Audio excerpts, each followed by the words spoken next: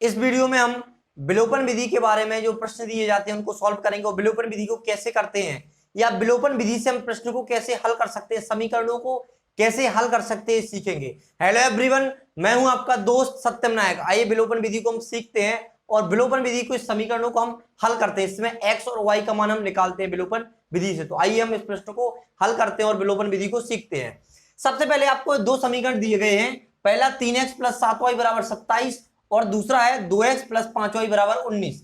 तो हम इसको पहला समीकरण मान लेते हैं और इसको दूसरा समीकरण मान लेते हैं। ठीक है, अब क्या करना है आपको, आप या तो x के गुणांक समान कर लीजिए या फिर y के गुणांक समान कर लीजिए। इसमें नियम होता है विलोपन विधि में, आपको करना पड़ता है। या तो आप x के गुणांक समान कर लीजिए या फिर आप y के।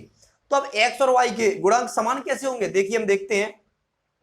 हम यहां पर x के गुणांक समान करेंगे, आप चाहेंगे तो y के भी कर सकते हैं, लेकिन यहां पर हम x के करेंगे तो हमें क्या करना पड़ेगा। देखिए यहां पर समीकरण 1 में आप पहले पूरा प्रश्न देखिए, उसके बाद आपको सब कुछ समझ में आ जाएगा। देखिए समीकरण 1 में, अब समीकरण 1 क्या है, आपका ये वाला है। तो इसमें जो वाला x का हम पद समान कर रहे हैं, x के गुणांक समान कर रहे हैं। अगर y का करते हैं हम गुणांक समान, तो इस 5 का गुणा हम इसमें करते हैं और इस 7 का समीकरण 2, लेकिन हम कर रहे हैं x के गुणांक समान। तो हम क्या करेंगे, 2 का करेंगे समीकरण 1 में और 3 का करेंगे समीकरण 2 में। तो लिखा है समीकरण 1 में 2 का तथा समीकरण 1 में 2 का तथा समीकरण 2 में इसका 3 का गुणा करेंगे, 3 का गुणा करेंगे। इस तरह से अगर आप गुणा करेंगे तो आपके क्या हो जाएंगे, x के जो गुणांक है वो समान हो जाएंगे। तो अब x के गुणांक समान होने से हमें क्या फायदा है, आइए हम देखते हैं। यहां पर तो आप गुणा करिए इसका, पहले आप 2 का करना है आपको गुणा, किसमें, समीकरण 1 में। यहां पर आप करेंगे तो 2 का गुणा होगा 6x में, तो कितना हो जाएगा, आप 2 का गुणा होगा 3x में, तो आपका 2 तिया 6x हो जाएगा यहां पर, प्लस अब 2 का गुणा आप 7 में करिए तो कितना हो जाएगा 14y बराबर, या 2 का गुणा आप किस में करेंगे 27 में, तो आएगा 54। तो यहां पर लिखेंगे 54। इस तरह से आप करने 2 का गुणा, पहले इस पूरे समीकरण में 2 का गुणा कर दिया, ठीक है। तो आपको मिला यहां पर 6x, यहां 2 का करने पर 7y, यहां पर करने पर 27 में 2 का गुणा करने पर क्या मिला, 54 मिला आपको। तो इसको हम समीकरण 3 नाम देते हैं। क्या देंगे, समीकरण 3, ठीक है।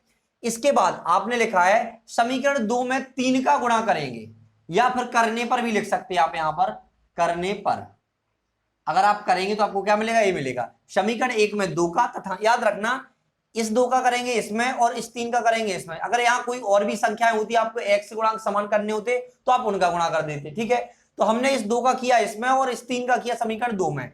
अब 3 का करेंगे 2 में, देखो अब 3 का समीकरण 2 में करेंगे तो पहले 2x में करेंगे तो 6x हो जाएगा, प्लस 5y में करेंगे 3 का गुणा तो 15y हो जाएगा। क्या हो जाएगा, 3 का गुणा 5y में करेंगे तो 5 × 3 = 15y, ठीक है। और जब 3 का गुणा हम 19 में करेंगे तो 57 आएगा। इसको हम समीकरण 4 नाम दे देते हैं। क्या देते हैं, समीकरण 4। अब क्या करेंगे हम समीकरण, देखो आप इसमें x 6x आ गया, यहां पर 6x आ गया, मतलब आपने x के जो गुणांक है वो आपने समान कर लिए। अब आपको क्या करना है, या तो आप समीकरण 3 में से 4 घटा दीजिए या फिर 4 में से 3 घटा दीजिए, जो आपको करना है वो कर सकते हैं, उसमें कोई प्रॉब्लम नहीं है। तो यहां पर लिखेंगे हम घटाएंगे कैसे, समीकरण 3 में से 4, आप 4 में से 3 भी कैसे भी करेंगे आपका आंसर समान आएगा। दोनों अगर 3 में से 4 घटाएं या 4 में से 3 घटाएं, सब आपका बराबर आएगा। तो यहां पर लिखेंगे समीकरण 3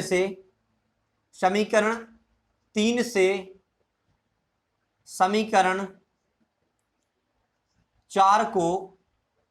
4 को घटाने पर, अब विलोपन विधि को हम इंग्लिश में एलिमिनेशन विधि भी बोलते हैं, एलिमिनेशन मेथड भी बोलते हैं, ठीक है।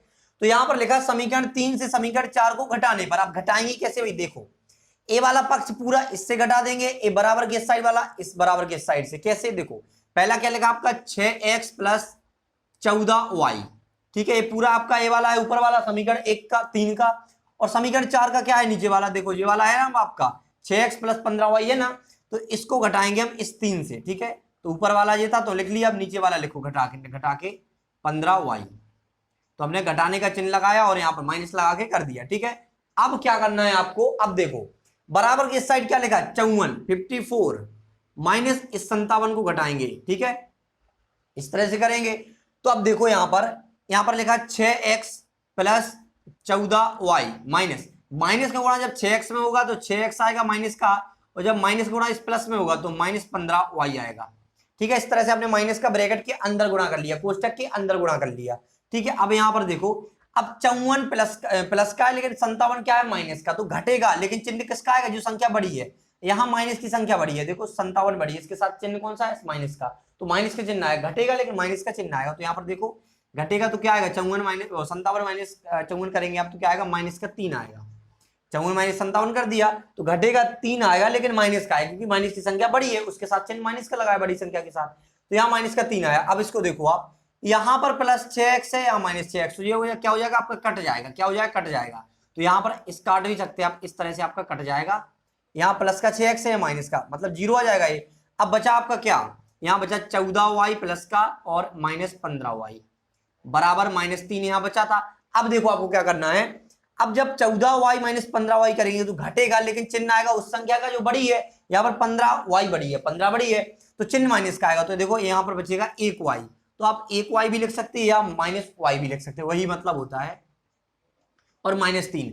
अब आपको पता है अगर दोनों तरफ माइनस लगा हो तो आप माइनस माइनस से क्या हो जाता है, कट जाता है, तो y बराबर आपका सीधा सीधा आंसर क्या आएगा, y बराबर 3। क्या आंसर आएगा, y बराबर 3। मतलब आपने यहां से देखो, अगर आप x के गुणांक समान करेंगे तो आपको y का मान निकलेगा, आप समझ में आया होगा। अगर आप y के गुणांक समान करेंगे तो आपका x का मान निकलेगा। ठीक है, तो हमने क्या किया था, इस x के जो पद थे गुणांक थे इनका गुणा कर दिए थे, तो x का मान हमारा समान निकल आया था, तो यहां से हमारा x कट गया। अगर आप y का समान करते तो यहां पर y का कट जाता और x का मान निकलता। अब इस जो हमें y का मान निकला है, इसको हम किसी भी एक या समीकरण दो किसी में से भी आप रख सकते हैं, उससे आपको क्या मिलेगा, उससे आपको y का मान सॉरी x का मान निकल के आएगा। तो यहां पर हम कर लेते हैं, यहां पर करते हैं, लिखेंगे हम यहां पर, देखो विलोपन विधि इसको क्यों बोलते हैं, क्योंकि आपने यहां पर x को विलुप्त कर दिया, कि काट दिया, विलुप्त कर दिया आपने, इसलिए इसको विलोपन विधि बोलते हैं। ठीक है, तो अब देखिए हम लिखेंगे यहां पर, आप समीकरण 1 में भी रख सकते, समीकरण 2 जिसमें आपका मन करे वो रखिए आप। ठीक है, यहां पर हम लिखेंगे, हम रखेंगे समीकरण 1 में रखेंगे, समीकरण 1 में y का मान रखने पर, y का मान रखने पर, जब आप समीकरण 1 में y का मान रखेंगे तो समीकरण 1 क्या है आपका, 3x प्लस 7, y है तो y की जगह पर आप 3 रखिए, गुणा 3 रख दीजिए यहां पर, या फिर आप समीकरण पूरा लिख लीजिए, उसके बाद आप गुणा कर दीजिए, बराबर 27।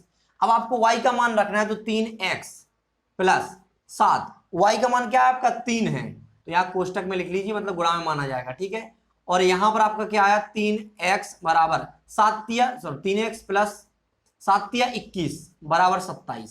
अब यहां पर 21 क्या है, प्लस में, और इस तरफ बराबर की इस साइड जाएगा, पक्षांतर होगा दाएं पक्ष में, तो क्या होगा, माइनस में पहुंच जाएगा। तो यहां पर हम लिखेंगे 3x बराबर 27, जब यहां पर प्लस में तो यहां पर क्या आ जाएगा, माइनस में आ जाएगा। ठीक है, 21, तो 3x बराबर यहां पर क्या आएगा, 6 बचेगा, 27 माइनस 21 करेंगे 6 आएगा, तो x बराबर क्या आएगा आपका 6/3, तो x बराबर 3 दूनी 6, तो क्या आएगा आपका, भाग जाएगा 3 का 6 में तो 2 आएगा। तो यहां पर आपने x का मान भी निकाल लिया, आपने y का मान भी निकाल लिया। इस तरह से आप विलोपन विधि से समीकरणों को हल कर सकते हैं। अगर यही नहीं कोई भी समीकरण दिए गए हो, आप इस तरह से, बिल्कुल सही विधि है, इस तरह से आप आराम से कर सकते हैं। आपको हमने प्रतिस्थापन विधि भी बताई थी, इससे जो पहले वीडियो डाली थी उसमें बताई थी हमने, तो आप वो भी वीडियो देख सकते हैं। उस विधि से भी समीकरणों को आसानी से हल कर सकते हैं, और इस विधि से भी, इसमें समीकरण विलुप्त होते हैं, उसमें केवल आपको मान रखते जाना है।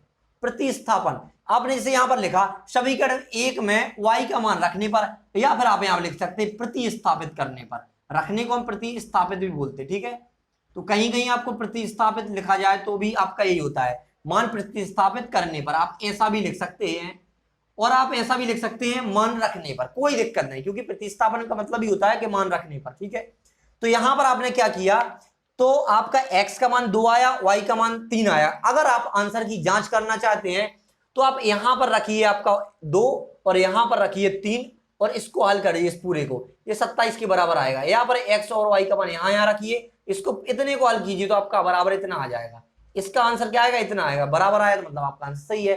तो इस तरह से आप आंसर की जांच भी कर सकते हैं। तो प्रतिस्थापन विधि को, या सॉरी प्रतिस्थापन विधि को हमने इसके पहले वाली वीडियो में पढ़ लिया था।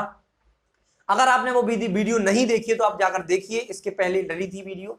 इसके बाद हमने पढ़ा है विलोपन विधि। इस तरह विलोपन विधि से एक्स और वाई के मान भी निकाल सकते हैं। तो आशा करते हैं कि आपको ये विधि, विलोपन विधि समझ में आई होगी। Thanks for watching.